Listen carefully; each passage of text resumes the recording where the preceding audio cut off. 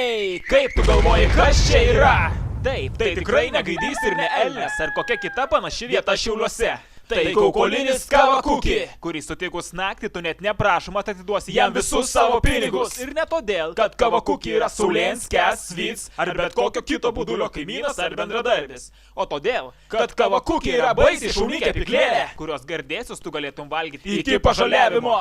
Bet pažaliavimas tai tik pirma stadija tavo smaližiaus instinktams patenkinti, nes čia beveik kaskart kas nors naujo atsiranda.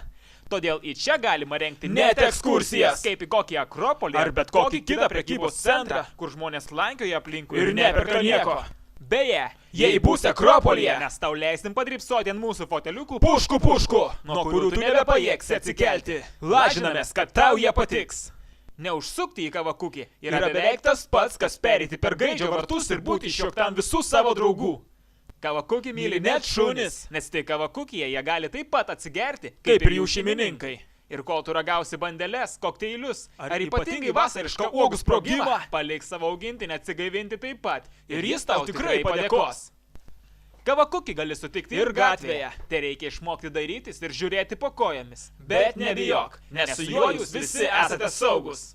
Taip, tikrai. Tu svajoji apie auksinį berniuką ar panašią mergelę ir tikiesi, kad iš vis tokie egzistuoja? Kavakuki tau sako, kad gali jį sutikti ir čia, o ne naiviai būdint ir laukiant, kada jis iš tikrųjų pasirodys. Mes tikime, kad ne veltui yra sakoma, kad tiesiausias kelias į širdį eina per skrandį. Todėl leidžiam tau užsimesti, jeigu kada prireiktų, kad viską kepėjai pats ar pati. Juk svarbiausia, kad būtumėt laimingi ir džiaugtumėtės gyvenimu, o visi kiti dalykai susitvarkys savaime. Kavakuki leidžia jums džiaugtis ir leisti laisvalgį taip, kaip jums patinka ir taip, kaip jūs norite. Tik nepamiršk, kad Kavakuki yra visada su tavimi ir jis apie tave nuolat galvoja. Iki!